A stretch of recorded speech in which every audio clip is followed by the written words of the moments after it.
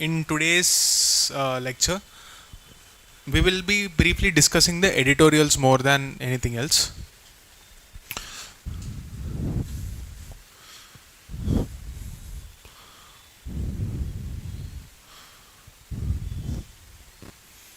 Okay. The rise and risk of health insurance model in India. Instead of just summarizing this issue, let's link it back to the topic of health and what we should be learning on the overall picture of health. So, the topic of health should be seen as GS1, social issue, GS2 as an issue of governance and welfare, and GS3, the economic cost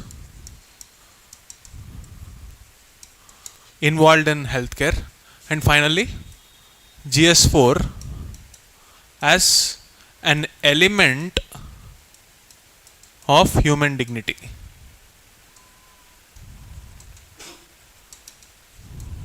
These are the 4 dimensions of health. Okay.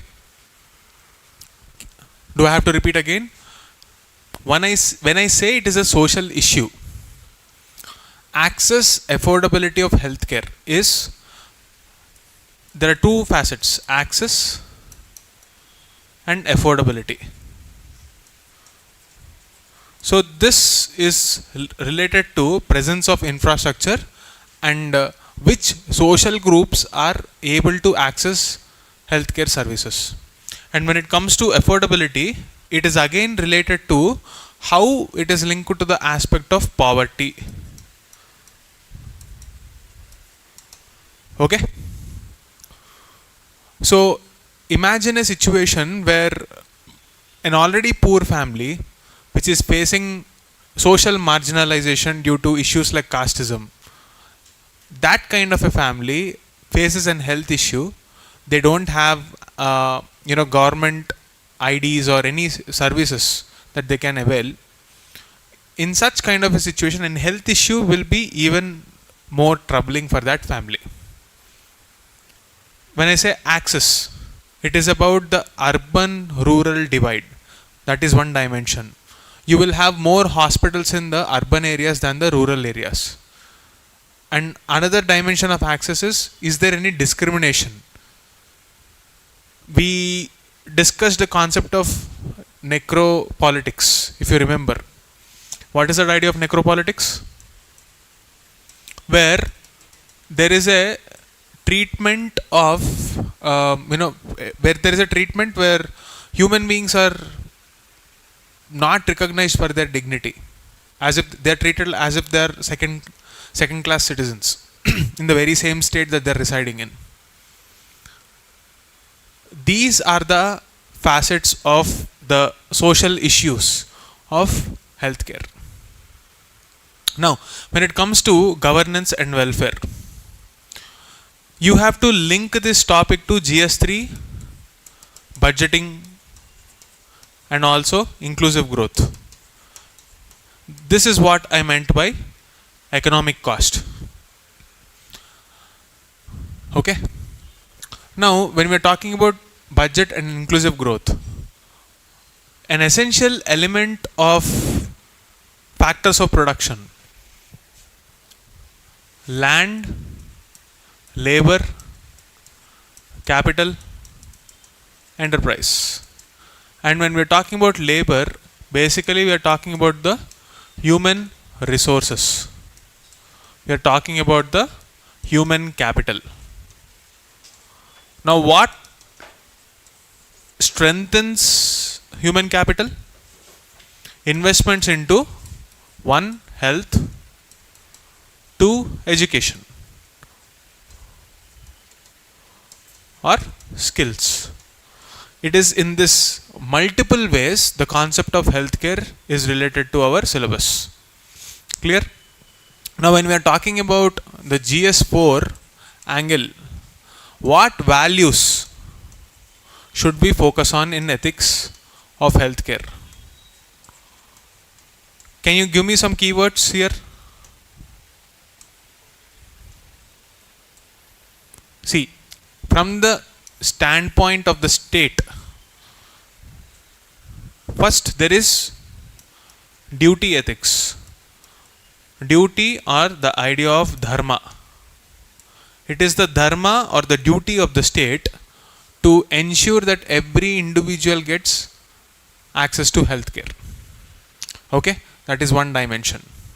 Second, if you take in healthcare, of course you will be looking at profit. That profit should be ethically driven profit.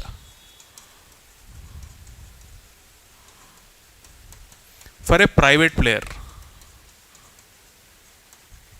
it should be based on element of trust and empathy. But if you are a doctor,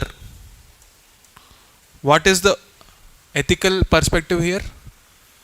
You are under an oath, Hippocratic oath, which says that you will safeguard the health of the patient no matter what the situation is, irrespective of the character of that person. You are abiding by the duty that you are bound to do. What if you are the state? The state's duty, as we discussed, what constitutes this dharma? If we go into the depth of that concept, what is the necessity there? One, you have regulation. Two, after regulation you also have, what else do you have? Provision of the service.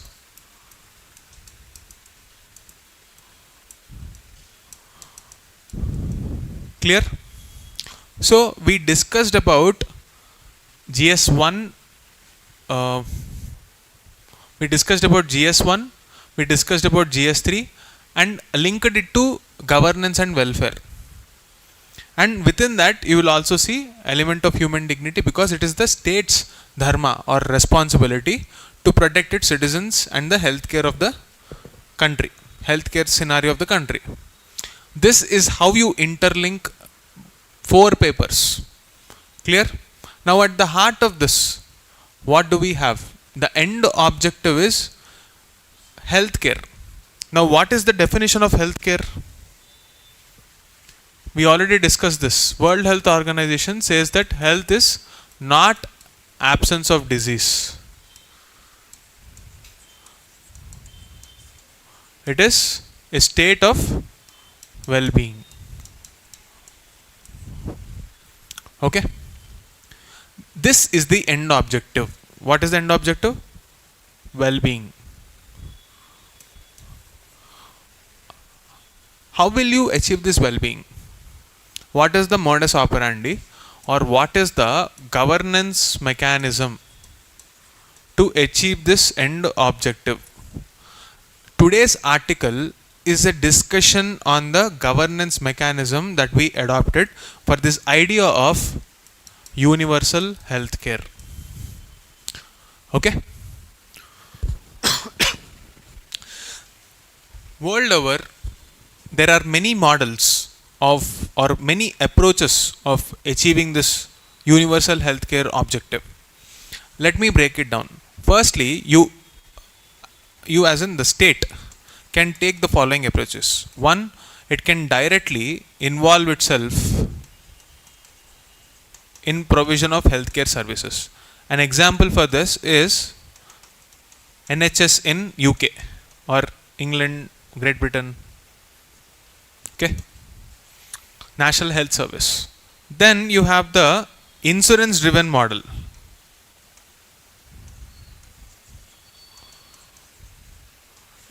The example for this insurance driven model is US, which is one of the pioneer here.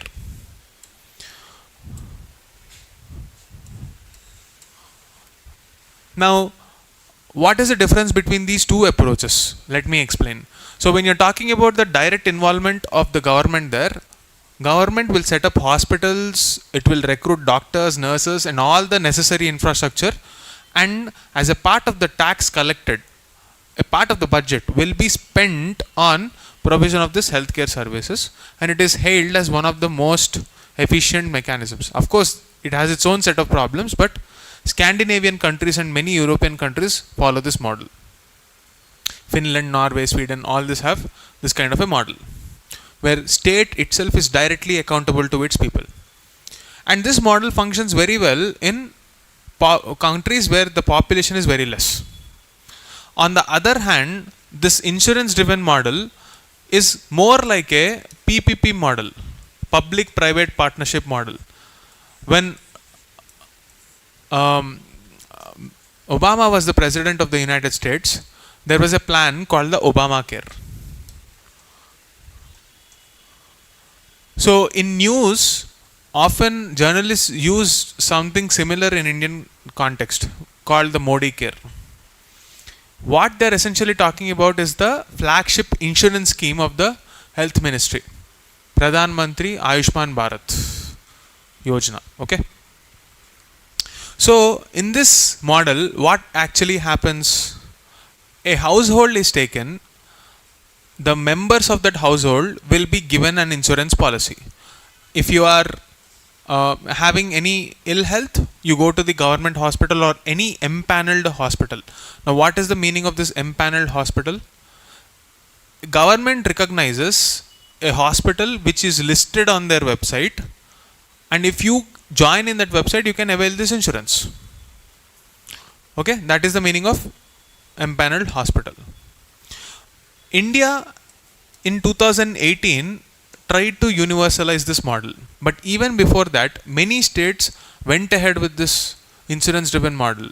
One of the earliest is Andhra Pradesh, the United Andhra Pradesh Arogyasri's program. In fact, many people say that Arogyasri program is actually the inspiration for Ayushman Bharat, because you will see a lot of similarities in that. And it has been a huge success in the state of Andhra Pradesh during the era of Dr. Y.S. Rajshekar Reddy was the then chief minister. After that, even after the state division, Telangana adopted it, Odisha adopted it, and almost every single state, well-to-do states, brought this state health insurance policies, or simply put, SHIPs. Okay, this is the present scenario of the healthcare provisioning model in India. The premise and the central argument is government has taken a stance of using the insurance driven route as a modus operandi for achieving universal healthcare. The central debate in this article is that viable? What are the pros? What are the cons? How do you envision this? Okay. So the analysis about this article is pros, cons, and conclusion. This is how you used to prepare till now in general studies papers, from the perspective of that single article only. But if you see the paper in this year's mains, you will essentially notice that all questions are multidisciplinary. There is an element of philosophy behind it. It is linked to economy, it is linked to ethics, it is linked to social problem. They can ask any question. Syllabus is no longer confined only to GS2 or GS3. It can be traveling here and there. The questions can appear anywhere. So thematic preparation becomes all the more important. That is why you are preparing in this model. Now, the article is a good summary to discuss what are the good things, what are the bad things. Now, if you have to summarize the good things, can you tell me what are the good things? Yes. Does it require any rocket science to figure out what are the good things? See, when you have no insurance model, at least now, you can at least go to the hospital and get registered. Okay? Access on paper is at least now there. As a percentage of GDP, spending on healthcare increased. Okay. Now in 1946, even before independence, you will have to remember this committee's name, and if you can quote them in your essay or GS2 answers also, it is good. There is a committee called Bhore Committee. So this committee was the first one, even before independence, to have any recommendation on healthcare situation in India. It is during that time they proposed that we increase the spending on healthcare. Finally, that is materializing. Okay. Another good thing is that vulnerable sections, one of the major problem for them that can push them into poverty is health. So in many pockets it has been proven that the vicious cycle of poverty induced due to healthcare problems can be broken. The chain can be broken. So there is a social cost associated with it, social opportunity cost. And this is also strengthening federalism, because it requires a coordination between the center and states. These are the good things. Okay? Alright? Now, what are the bad things? Negatives. Firstly, can you tell me what is the biggest problem? Where do you see the big problem in this? Private sector is oriented towards profit, and this is not in sync with the objective of the state, which is oriented towards welfare. So what can this lead to? What is the issue that it can lead to? Yes? Corruption.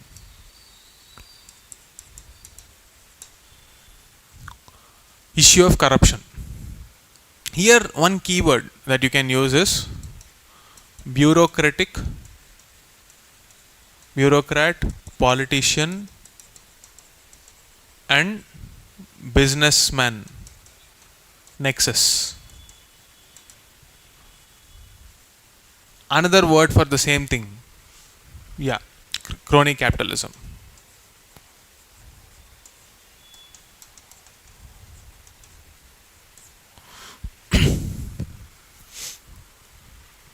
Okay. This is one biggest issue of corruption. So the same issue, now I will break it down into a governance issue and an ethical issue. If I look at it as a GS2 governance issue, what is the antidote? Accountability. I want to see accountability. But if I see this as a ethical issue, no law can stop you from being corrupt if you have that intent. So this is a question of values.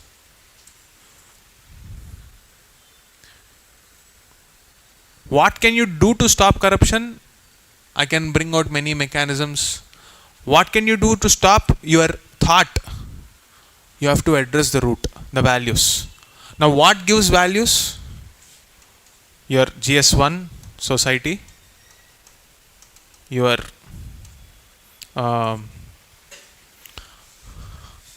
education and the political environment. What is the level of tolerance for a negative value, or let's say corruption? That determines how you are. Okay. Now anyway, let's come back. This is the issue of negative aspect of this insurance model. One more issue is the issue of cost. Okay. What is the problem here?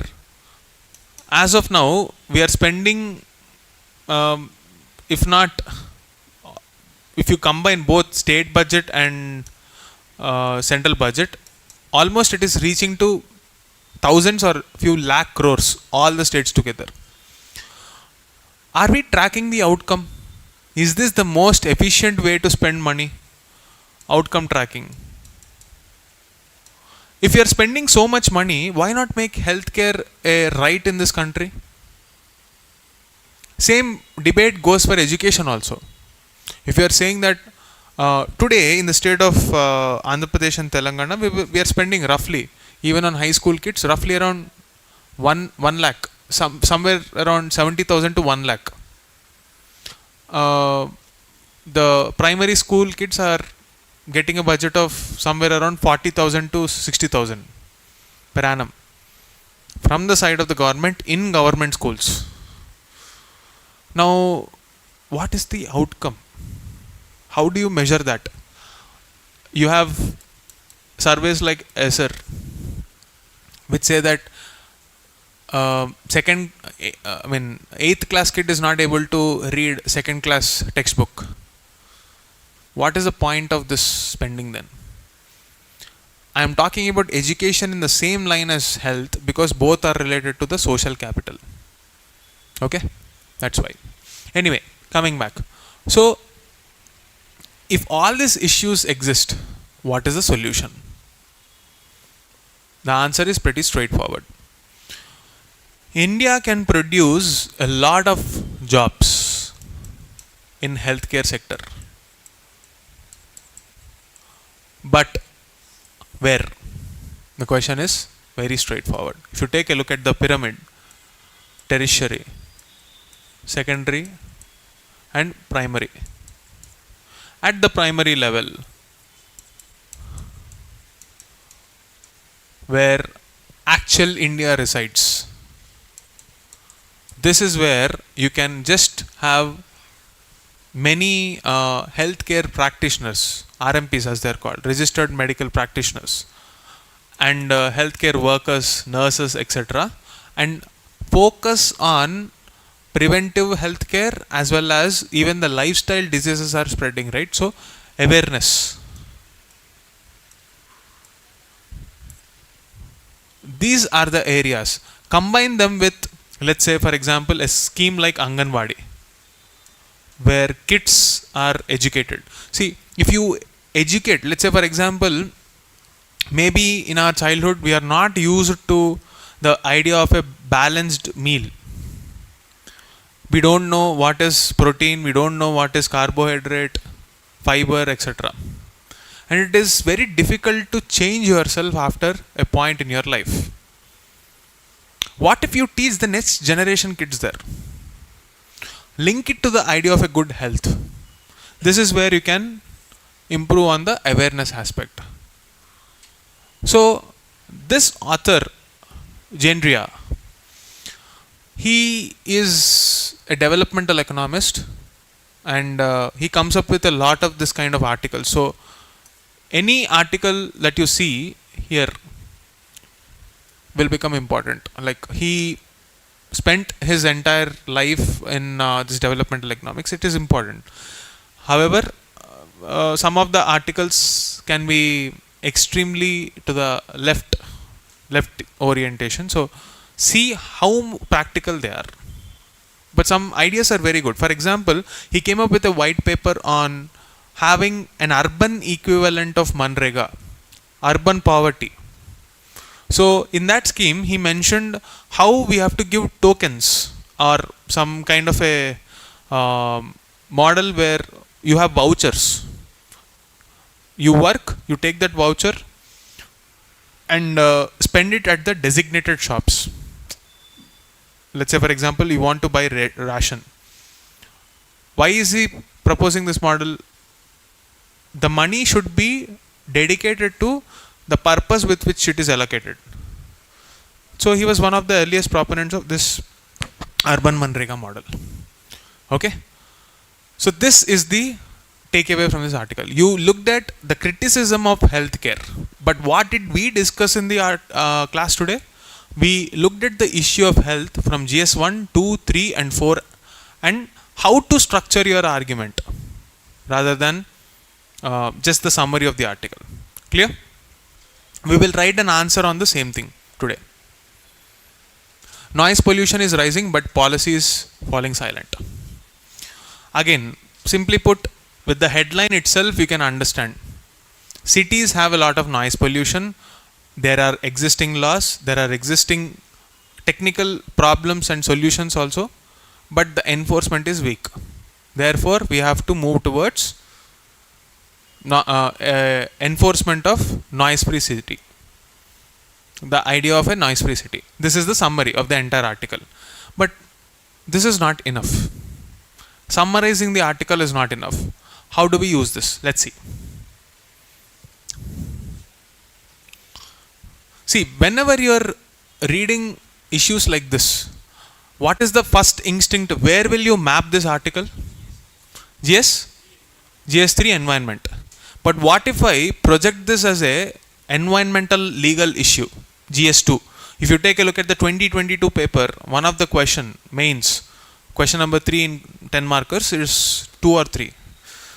Is what are the environmental legislations that highlighted the issues in India? What is the role of judiciary in highlighting environmental issues? Something like that.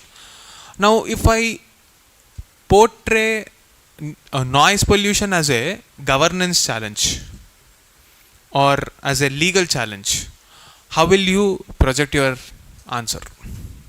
It's a question, right? Like it's a possibility. So,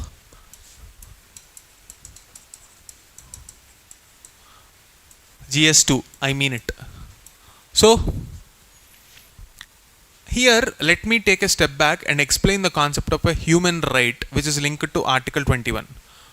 Simply put, what is human right? How will you define human right?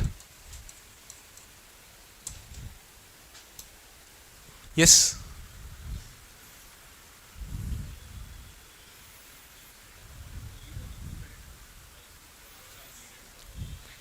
Anything that has got to do with human body is human right.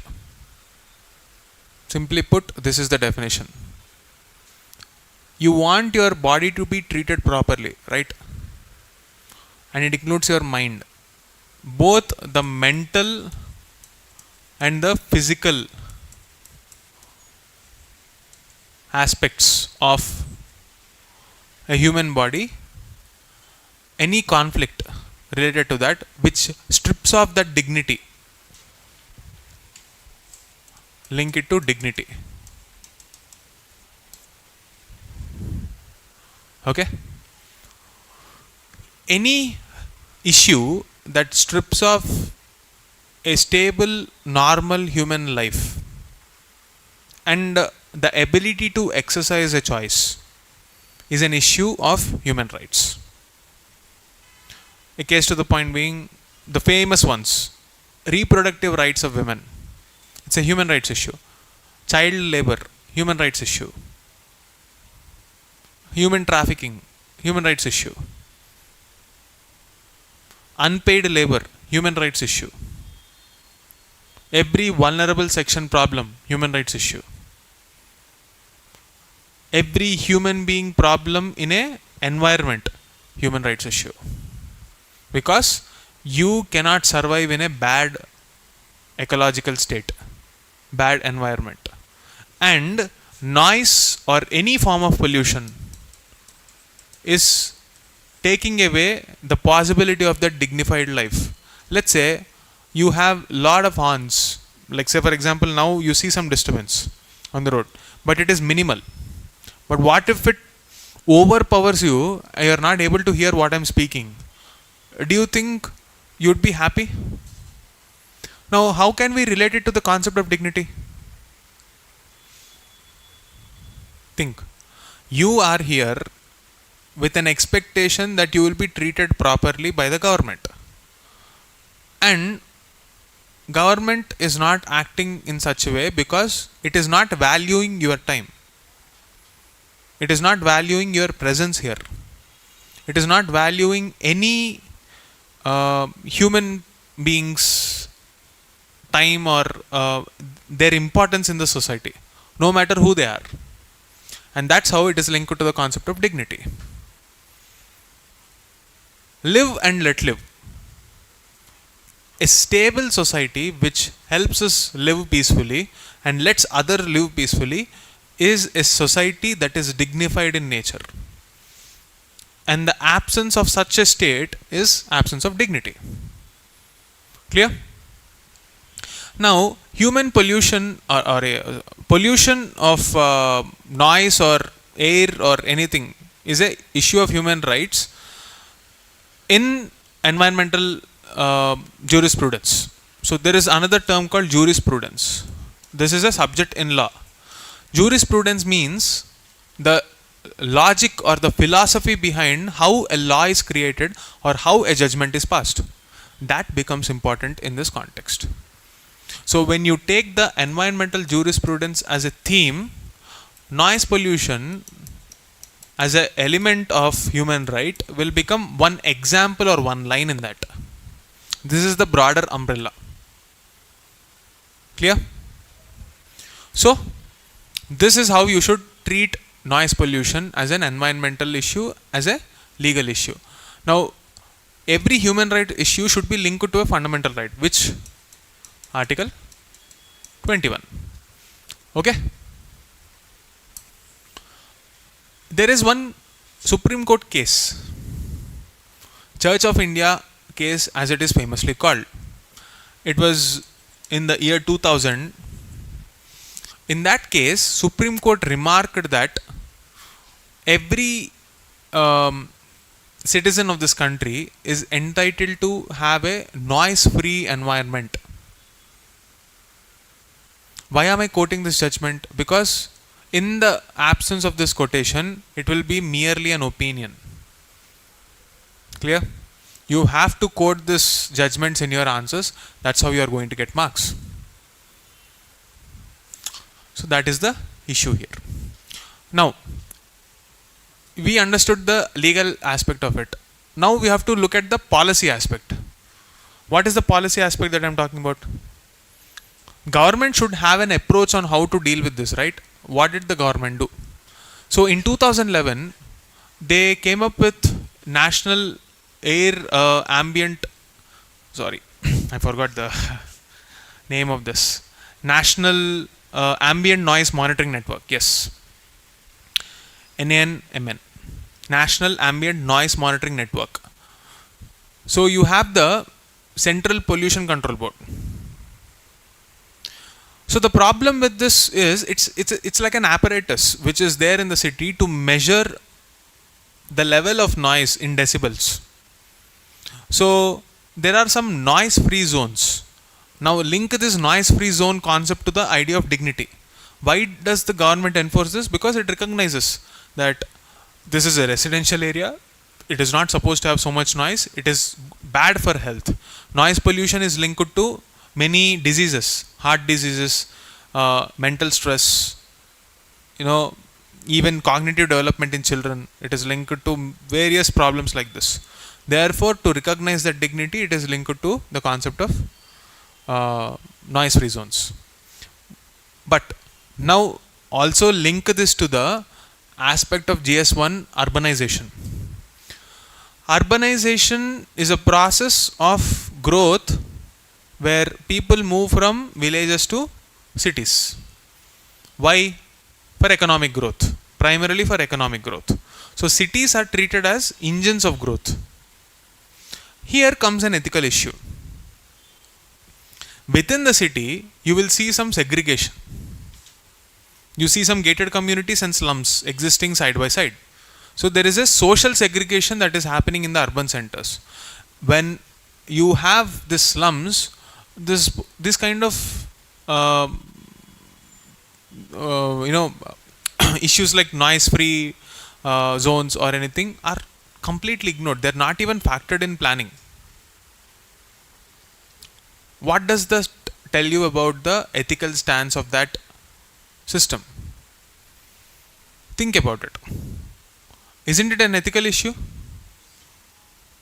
In a democracy, is it okay to say some people have one level of treatment and other people have another level? No. But the reality in many metros, whether it is Bangalore or Chennai or Delhi, many noise-free zones have noise levels above the threshold. And there is no enforcement. Here, environment is a concurrent subject and it requires the cooperation of the state pollution control boards as well. This network, which was supposed to capture the real-time data, is actually supposed to be, if this is the ground, it is supposed to be somewhere here, like a small post box that is there, right? Like you used to have olden days, you used to have that post boxes, right? It should be at this height, but the reality is it is placed at a height of 30 feet above the ground, which, this Doppler effect, right? Like the noise will appear as if it is very distant. So it is not capturing the exact sound level. And it's been 15 years almost since it is enforced. Nobody even noticed this point. It is existing just for the sake of existing. How do we make this better? All it takes is develop a real-time dashboard, bring them closer to the ground, enforce them, stop, like even you go to any traffic signal, the moment the red light turns green, everybody starts honking as if we stood there to watch a cinema. Everybody wants to move, right? Why do they honk? It's a cultural issue. Are we having any screening there? There is a red light. The person in the back doesn't look at that. Continuously honks it. How irritating it would be. Imagine you going to the office in the morning in that mood, or coming back from work in that mood. You will see multiple road rage incidents like this. It's very disturbing. And honking as a culture in India, I don't have to talk about it. So, how do we fix this? It again boils down to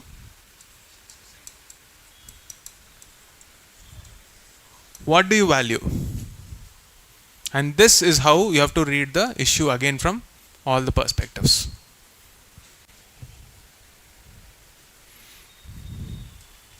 Rethinking carbon pricing and taxes. See, we discussed this issue briefly previously also, but again I will sum it up. See, India and UK have a free trade agreement. As a part of this free trade agreement, what is a free trade agreement? There will be a reduction of tariffs. Tariffs will be reduced. So, as a part of this activity, one important factor that was not considered is the issue of carbon pricing. UK came up with a mechanism called carbon border adjustment mechanism. We discussed this previously. Can anyone tell me what is CBAM? Yes?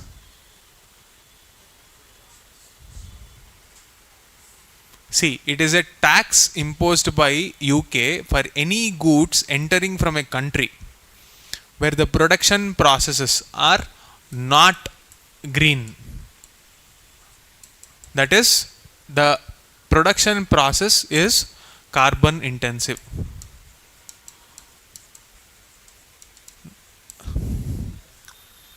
So, this is done with an intent to reduce the pollution aspect, and the overall objective is to discourage climate polluting economic models.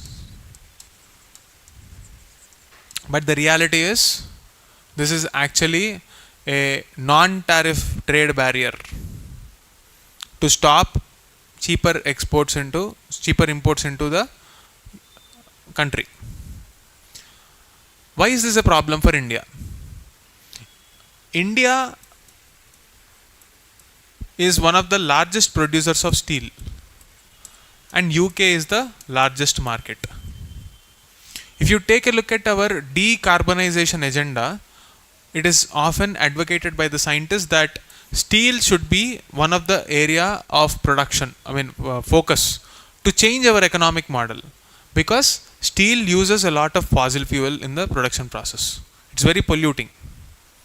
We have to move away from that. Until we move away from that, these enforcement will actually hurt us. So time is ripe for India. Like we discussed the other day, India is going to launch its own carbon market. A carbon credit is not the same as a carbon tax. Please remember this. There is a difference between carbon tax and a carbon credit. Voluntarily, if you plant a tree, and because of that activity, if you are saying, let's say you are saving 1 unit of carbon dioxide from getting emitted, you earn a carbon credit. You can sell this certificate to a company which is polluting in the same way. Let's say there is a steel company which is polluting. You can sell this certificate to a steel company and earn money. There is a recent allegation that Vantara by Reliance Foundation is actually a bid to earn carbon credits. It's okay. It's fine. Let them earn. At least environmental conservation is happening, right?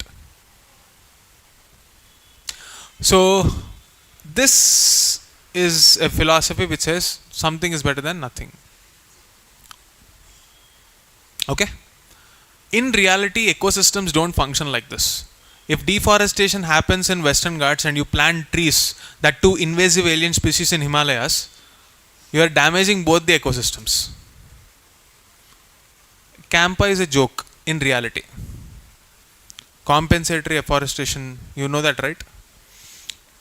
Environment doesn't know economics. Environment doesn't know political boundaries. It only respects natural ecosystem boundaries. Anyway, coming back. So this is the focus of the article.